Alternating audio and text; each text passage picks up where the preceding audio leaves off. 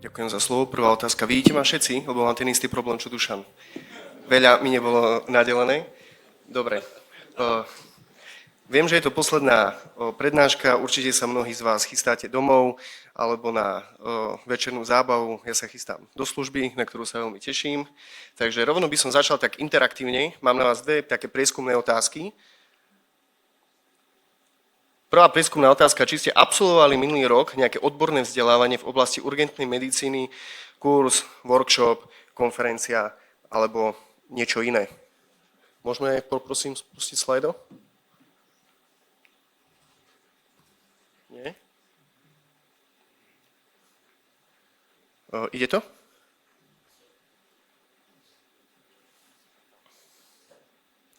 Dobre, asi to môžeme vypnúť, je to jasné. Dobre, ďakujem.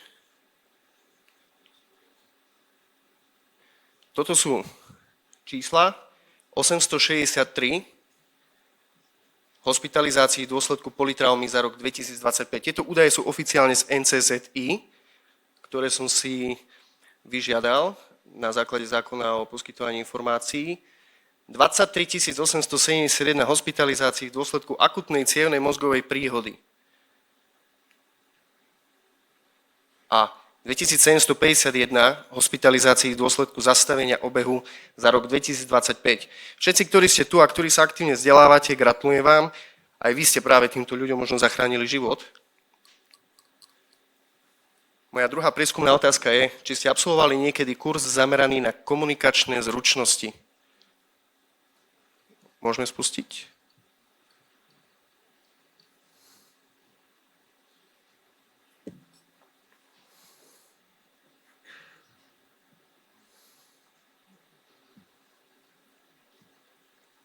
Ale to ide vysoko, to musíme to vypnúť. Dobre, je vás dosť, za čo vám teda chcem poďakovať, že sa zaujímate aj o niečo iné ako urgentnú medicínu.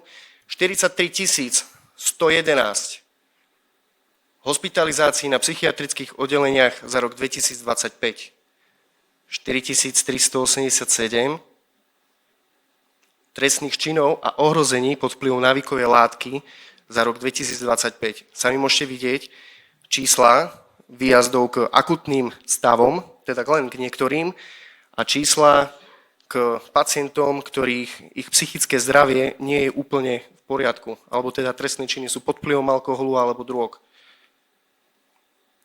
A toto počet fyzických a verbálnych napadnutí zdravotníkov na území Slovenskej republiky za rok 2025. Čo myslíte, aké bude toto číslo? Máte niekto nejaký návrh? Typ? O koľko? 20? 20 napadnutí zdravotníkov za rok 2025?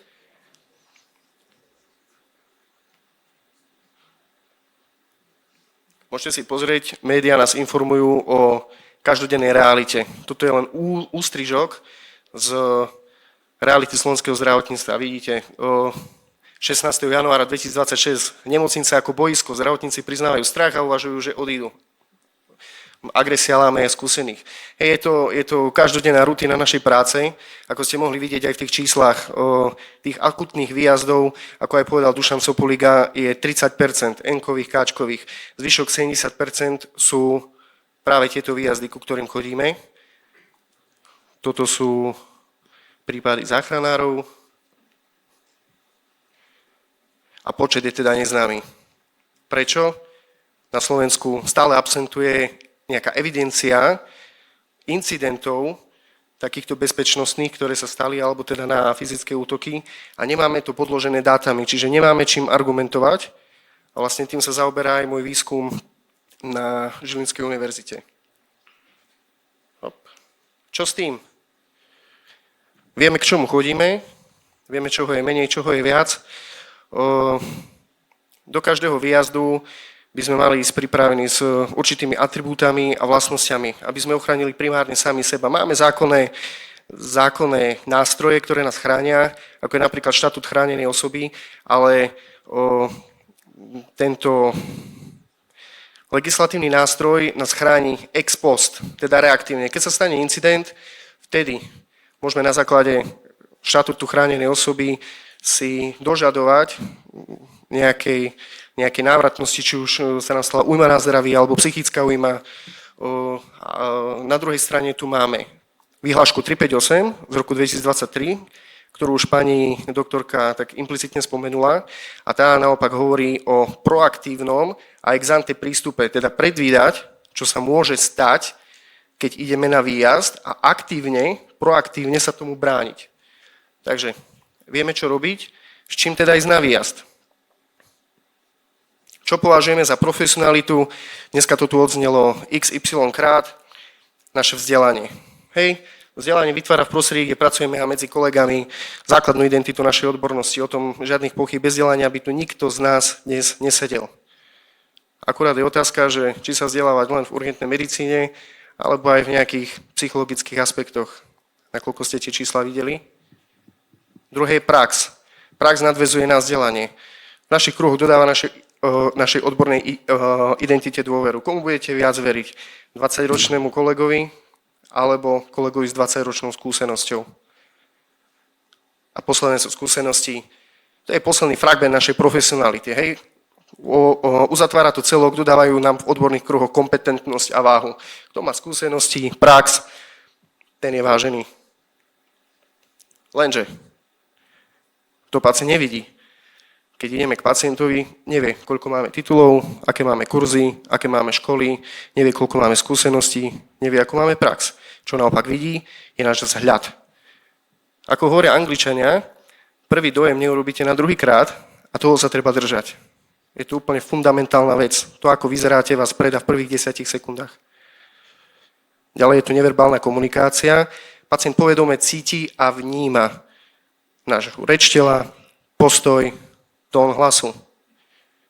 A ako posledné, verbálna komunikácia je to to, čo pacient počuje a na čo reaguje. Všetky tieto atribúty v konečnom dôsledku tvoria našu profesionalitu. Na to netreba zabúdať. Netreba byť profesionál len pri tých N-kách a K-čkách, treba byť profesionál aj v ostatných typoch výjazdoch. Tak, už keď vieme, s čím máme ísť na výjazd, začal by som už samotným výjazdom, teda hodnotenie rizík pred prvým kontaktom. Keď ideme na miesto zásahu, tak hodnotenie rizík sa nezačína na mieste zásahu už keď riešim situáciu, začína sa pred tým, ako vôbec prídeme na miesto.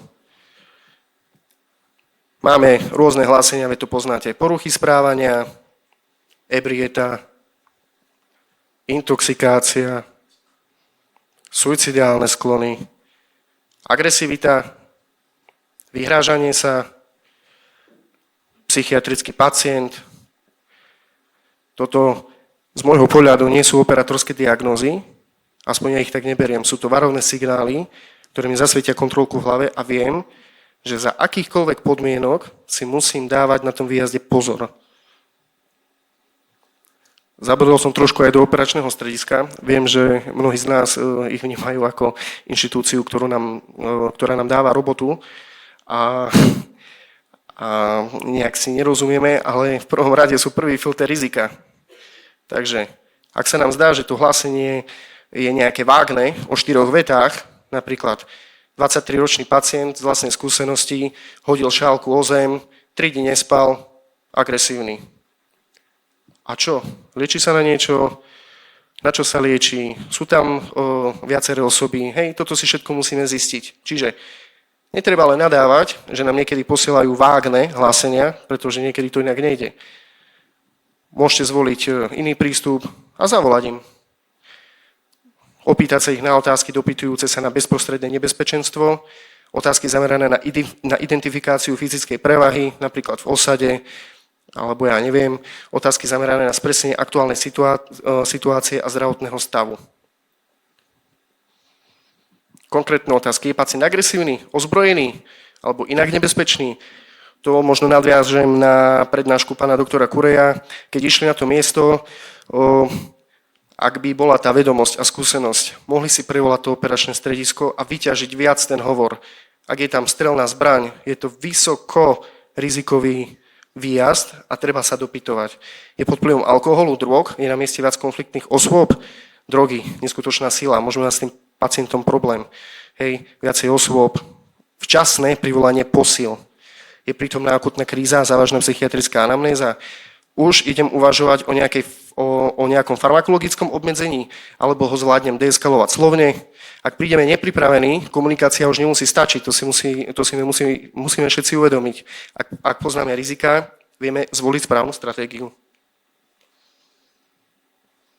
Tu môžete vidieť semafor agresivity, farba, typ agresie, zelená, je pasívna agresia. Pacienti zvyčajne mlčia, odmietajú alebo ironizujú. Sú to príklady suicidálnych myšlienok, sklonov, kedy sme volaní, ten pacient sa môže, ako som mal v minulom výjazde pár dní dozadu, byť, seba poškodzovať. Takýto pacient sa dá deeskalovať a získať si ho na svoju stranu bez nejakých zbytočných konfliktov. Reakcia z našej strany zdravotníckej by mala byť empatia a počúvanie. Oranžová farba je aktívna agresia, pacient kričí, vyhráža sa alebo je nepokojný. V takomto prípade udržiavame pokoj, ponechávame striktné hranice a verbálne kontrolujeme situáciu. A potom je tu farba červená, tá je nebezpečná, útočí, hádže, explicitne ohrozuje. Vtedy utekáme, reagujeme tímovo, alebo sa bránime. Deeskalačné komunikačné techniky, pasívna agresia. V zelenej fáze ešte existuje priestor na deeskaláciu konfliktu. Cieľ je aktivovať s pacientom spoluprácu, najmä keď prídeme na miesto výjazdu a ten pacient je nejaký agitovaný alebo kričí, je nervózny, skôr než si ho nezískame, tak spolupracovať nebude. Takže najprv získať spoluprácu, získať dôveru, to je veľmi dôležité, ubezpečiť ho, že je v bezpečí a že sme tam pre neho. A než konflikt prejde do oranžovej zóny, aktívny odpor, toto všetko spraviť. Ak je správne zachytená, konflikt sa nemusí rozvinúť. Hej, vieme to udržať v tej zelenej rovine. Ak sa ignoruje a prechádza do oranžovej, tak efektívne reakcie zdravotníka, aktívne počúvanie. Len si sadnúť, dobrý deň, ja som záchranár Pustaj, boli sme zavolaní k tomu a k tomu, čo sa stalo. Pacient začne hovoriť. Zrkadlenie. Ak pacient sedí alebo stojí, nepostavím sa nad neho a nezačnem sa s ním rozprávať zhora, skúsim sa posadiť, deeskalujem. To je neverbálna komunikácia. Zrkadlenie emócií. Chápem, že ste v zlom psychickom rozpoložení, vieme vám pomôcť. Snažíte sa nadviazať raport, a teda vzťah, na ktorom budete budovať. A empatický komentár a pozvanie k spolupráci. Chápem, že je táto situácia ťažká, poďte, pomôžeme vám. Deeskalačné komunikačné techniky, aktívna agresia. Konflikt eskaluje. Nemusí zrovna, keď tam prídeme, ale môže to prebiehať. Mal som pacienta, ktorý sa pokúsil v CPZ-ke obesiť, prišli sme na miesto, pacient bol agresívny, ale ešte vedel komunikovať a preto, keď som k nemu pristúpil, tak opäť predstavil som sa, lebo to je proste elementárna slušnosť a ten pacient, aj keď je v nejakej kríze, on to vníma, ako sa s ním komunikuje. Opýtal som sa ho, či môžem pristúpiť bližšie. Povedal áno, na základe toho som mu povedal, pán XY, prosím vás, sadnite si. On si sadol, môžem si sadnúť ku vám? Môžete. Sadol som si k nemu, podal som mu ruku, predstavil som sa, povedal som, prečo sme tam a začali sme komunikovať. Následne to, ale ako už môžete aj z praxe zažiť, pokázal Policajný zbor Slovenskej republiky, oni to tak zvyknú niekedy vyhrotiť, takže pacient zase začal byť agresívny, zmenil som taktiku, postavil som sa, ustúpil som k dverám, k unikovému východu a opäť som deeskaloval konflikt s tým, že som policajný zbor už vyfiltroval z tej miestnosti, aby neboli tým rušivým elementom. Hej, takže cieľ, deeskalácia napätia, udržať hranice, neprilievať olej do ohňa. To bol v našom prípade ten Policajný zbor Slovenskej republiky. Efektívne reakcie zdravotníka, stále zachovať pokoj, nehádať sa, zrkadliť, plus pomenovanie jeho problému. Tento náš pacient chcel lieky a bolel ho chrbát. Vyslovene som mu povedal, pán Novák, ja chápem, že vás bolí chrbát, ale keď sa budete takto správať, nič tým nevyriešime. a paradoxne na to zareagoval veľmi dobre. Takže kontrola na vzdialenosť, ako som spomínal, pokojný tón, nízky hlas, zameranie na riešenie. V našich kurzoch ten nízky hlas voláme taký tichý DJ. Stále si musíte ísť tú svoju rovinu, nekričať na pacienta, ani nehovoriť potichu, proste normálne s ním komunikovať. A posledný typ, nebezpečná agresia. Je to červená zóna, znamená to stop komunikácie. Keď vidím, že pacient vyslovene agresívny, nesnažím sa s ním komunikovať, nemá to zmysel. Tá krivka eskalácie niekde vystúpila a bude trvať 20 až 30 minút, kým sa znova ukľudní. Tým, že my budeme na ňo rozprávať alebo niečo, sa nestane absolútne nič. Ten pacient musí sám vychladnúť. To je ďalšia taká kazuistika. Boli sme privolaní k práve 23-ročnému pacientovi, ktorý rozbil šálku, napadol mamu a 3 dní nespal. Takže prišli sme tam. Moja chyba, povedal som si, že asi hlúposť, ale ideme sa na to pozrieť. No, ten pacient mal 180 cm a 140 kg a mal schizofréniu paranoidnú. Takže v akutnej kríze pacient. Podarilo sa nám ho deeskalovať, zmerali sme vitálne funkcie, všetko sme mu ale dôsledne vysvetlili, čo a ako ideme robiť. Ten pacient vedel o všetkom. Následne zmenil názor a spolupracovať už nechcel, tak začal trhať manžetu. To sme sa s kolegom zodvihli a povedal som, OK, tak toto už nepôjde, voláme si posily, pacienta necháme tak a pristupujeme k farmakologickému obmedzeniu. To je podľa tej vyhlášky 358-2023. Pani doktorka sa na mňa pozerá a musí mi dať za pravdu, že ak verbálna a neverbálna deeskalácia zlyhá, tak sa musí pristupovať práve k farmakologickému obmedzeniu. Takže zavolali sme si posádku, skonzultoval som si posádku RLP, ktoré doniesli sedatíva, pacient sa farmakologicky obmedzil a výjazd prebiehol bez zranení zbytočných a celkom v takých kľudných intenciách. Matko, potrebujeme zrýchliť, máš 2,5 minúty. Jasné, už len princípy budovania vzťahu. Takže, čo si môžete odniesť z tejto prednášky je prvý kontakt, bezpečie. Pacient sa musí cítiť, že je v bezpečí. Znížiť napätie, čiže všetky spúšťače, ktoré sú v danej miestnosti alebo na mieste zásahu, eliminovať a ukázať pokoj a profesionalitu. Ale nielen tú medicínsku, lebo tu pacient nevidí, najmä tú ľudskú.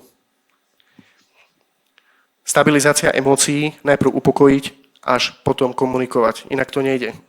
Snáď chápeme všetci, že keď sa hádame, tak to nepadá na úrodnú pôdu, čiže upokojiť situácie, komunikovať. Aktívne počúvanie. Zároveň ale počúvanie nerovná sa súhlas. To znamená, že my si pacienta vypočujeme a vieme mu dať nejaké riešenia.